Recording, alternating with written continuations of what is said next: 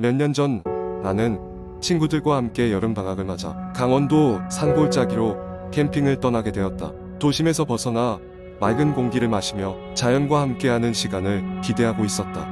출발하기 전 우리는 인터넷에서 여러 가지 준비물 리스트를 체크하며 완벽한 캠핑을 계획했다. 그리고 드디어 캠핑 날이 다가왔고 한껏 들뜬 기분으로 우리는 출발했다. 계획한 대로 강원도에 도착한 우리는 처음 볼 때부터 묘한 분위기를 풍기던 작은 산속 캠핑장에 도착했다. 주위는 숲으로 빽빽했고 나무 사이사이에 희미하게 햇볕이 비치고 있었다. 캠핑장 주인은 환하게 웃으며 우리를 반겼지만 그의 눈에는 어딘지 모르게 긴장감이 서려 있었다. 우린 대수롭지 않게 생각하며 캠핑장을 둘러보고 나서 장비를 풀고 텐트를 설치했다. 첫날 밤 저녁 식사 후 우리는 모닥불 주위에 둘러앉아 이런저런 이야기를 나누고 있었다. 갑자기 어딘가에서 흐느끼는 소리가 들렸다. 숲속 어디선가 들려오는 그 소리는 점점 우리 가까이 다가오고 있었다. 친구들은 장난이라고 생각하고 대수롭지 않게 웃어넘겼지만 소리는 점점 커지고 있었다. 그제야 이상한 느낌이 든 우리는 소리가 나는 쪽을 향해 가보기로 했다. 캠핑장 뒤쪽으로 난 작은 산책로를 따라가다 소리가 나는 곳에 도착했다. 거기엔 낡고 허름한 오두막이 하나 있었다. 소리는 분명 그 안에서 나고 있었다.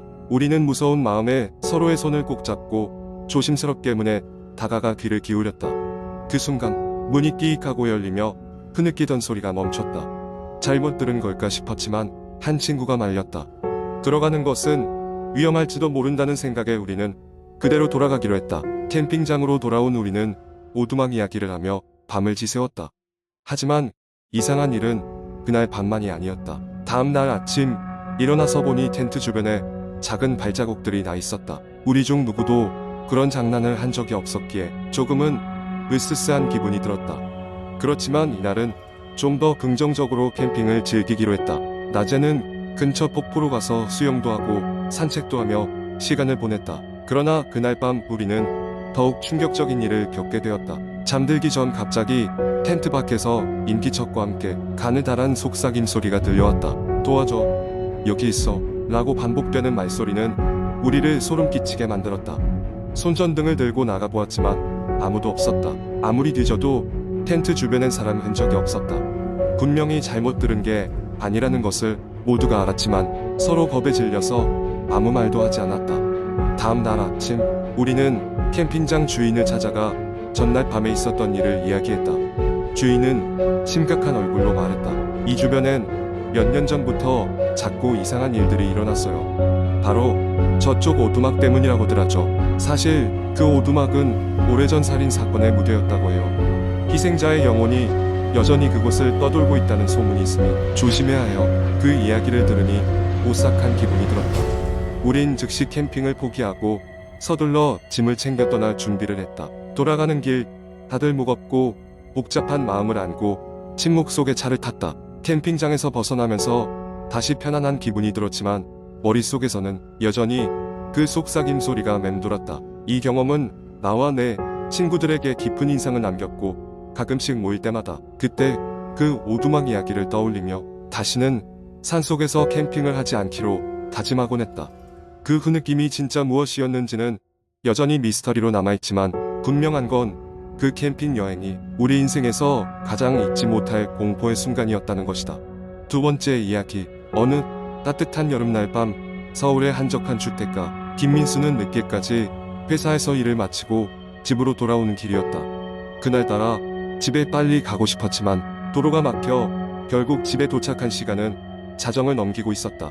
그의 집은 부모님이 물려주신 단독주택으로 마당이 있어 도시에서는 보기 드문 조용하고 아늑한 장소였다. 그러나 그날은 왠지 모르게 집 앞에 서자 불안한 기운이 감돌기 시작했다.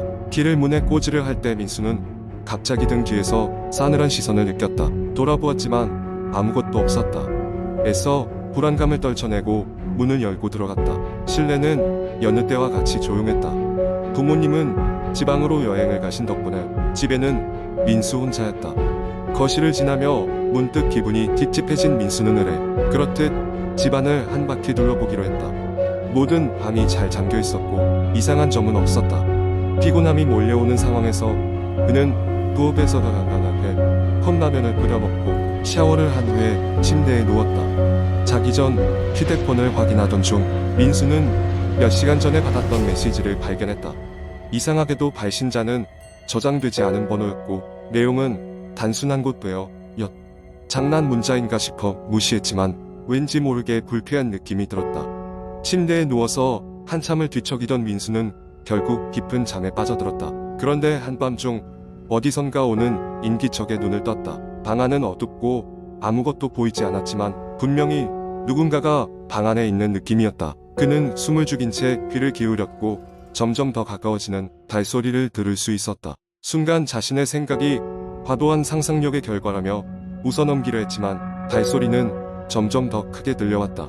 바로 그때 문 밖에서 누군가가 가볍게 문을 두드렸다. 민수는 심장이 멈출 것 같은 공포를 느끼며 침대에서 일어났다. 누구세요? 작은 목소리로 물었지만 대답은 없었다. 그는 익숙한 느낌이 들어 슬며시 침대 옆 서랍의 손전등을 꺼내들고 문 쪽으로 천천히 다가갔다. 갑자기 불현듯 등골을 타고 흐르는 서늘한 기운이 느껴졌다. 민수는 순간적으로 공포에 눌려 움직일 수 없었지만 정신을 차리고 조심스럽게 문 손잡이를 돌렸다.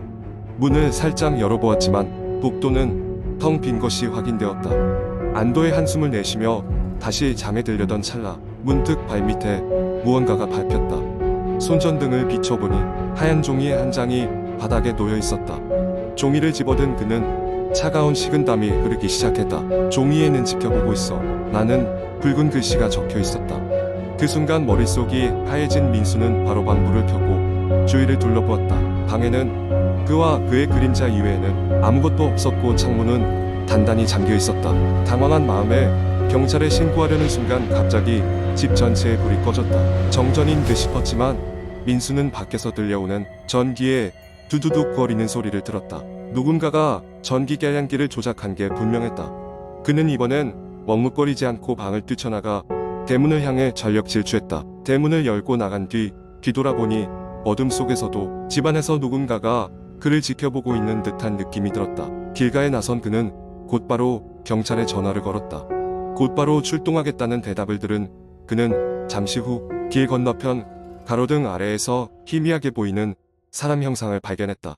멀리서 봐도 그 시선이 자신을 향하고 있음을 느낄 수 있었다. 그 순간 가로등 불빛이 깜빡이며 사람 형상이 사라지더니 주변은 다시 적막에 휩싸였다. 심장이 터질 듯한 긴장감 속에서 경찰차가 도착했고 경찰들과 함께 집 안을 샅샅이 수색했지만 감독되는 건 아무것도 없었다. 집 안에서 발자국 하나 발견되지 않았고 밖에서도 이상한 흔적은 찾아볼 수 없었다. 경찰은 그저 악의적인 장난일 수도 있다며 민수에게 안심하라고 말했지만 그의 마음은 쉽게 진정되지 않았다. 그날 이후로 민수는 밤이 되면 어딘가에서 계속 지켜보고 있는 시선을 느끼며 잠자리에 들기 어렵곤 했다.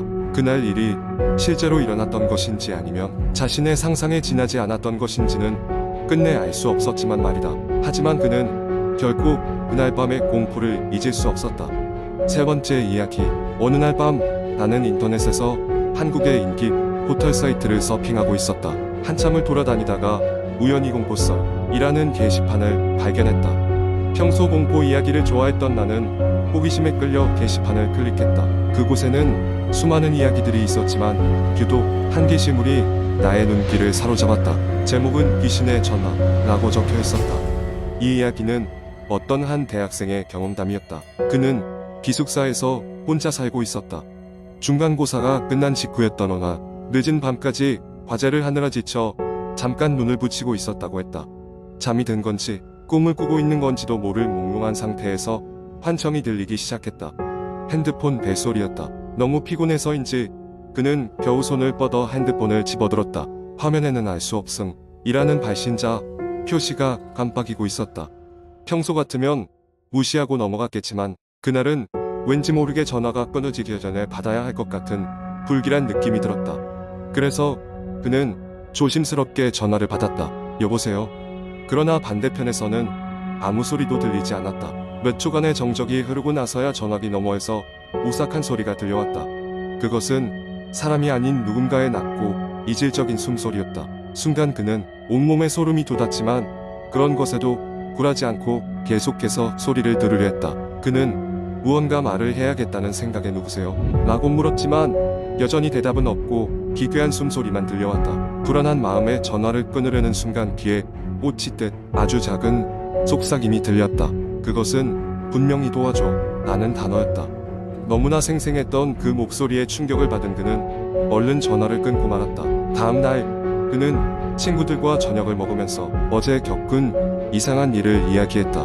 놀랍게도 친구들 중 한 명이 비슷한 경험을 했었다고 말했다. 그 친구는 얼마 전 같은 시간대에 비슷한 전화 통화를 받았고 역시나 기괴한 숨소리를 들었다고 한다. 그들의 관심을 끌게 되어 그들은 이 기묘한 전화의 정체를 알아보기로 결심했다. 그 후로도 몇 주간 밤마다 알 수 없음으로부터 전화가 걸려왔다. 그 소름 끼치는 숨소리는 반복되었고 가끔은 도와줘라는 말이 들려왔다. 결국 학생과 그 친구들은 이 문제를 해결하기 위해 심령 전문가를 찾아가기로 했다. 심령 전문가는 그들에게 학교 주변에서 있었던 오래된 사건에 대해 이야기해 주었다. 몇 년 전 인근에서 한 여학생이 실종되었고 아직도 발견되지 않았다는 것이었다. 그리고 그 여학생이 종종 강력한 원한이 서린 장소나 미완이 이를 남긴 경우 이런 형태로 나타나기도 한다고 설명했다. 그때부터 그는 그 전화를 단순한 장난 전화로 여기지 않았다. 어쩌면 정말 누군가의 절박한 외침이라는 생각에 그 학생은 전화를 받을 때마다 대화를 시도했다. 그리고 어느 날 밤 전화를 받고 물었다. 당신을 어떻게 도와줄 수 있나요? 그러자 잠시 정적이 흐른 후 이전보다 선명한 목소리가 말했다. 그곳에 있어. 그 학생은 그 목소리를 따라 학교 주변을 수소문하기 시작했다. 결국 아무도 가보지 않은 폐쇄된 오래된 캠퍼스 건물 지하실을 발견했다. 이미 출입이 통제된 곳이었지만 그는 용기를 내어 지하실로 들어갔다. 한동안 어두운 복도를 걸어가다가 그는 결국 작은 방에 도착했다. 그리고 그곳에서 오래전에 잃어버렸던 것으로 추정되는 목걸이와 약간의 유골을 발견했다. 그는 즉시 경찰에 신고했고 사건은 미제로 남아있던 실종 사건과 연결되었다. 경찰 조사 결과 그 유골은 실종되었던 여학생의 것으로 확인되었다. 사건이 해결된 후 더 이상 그 귀신의 전화는 걸려오지 않았다.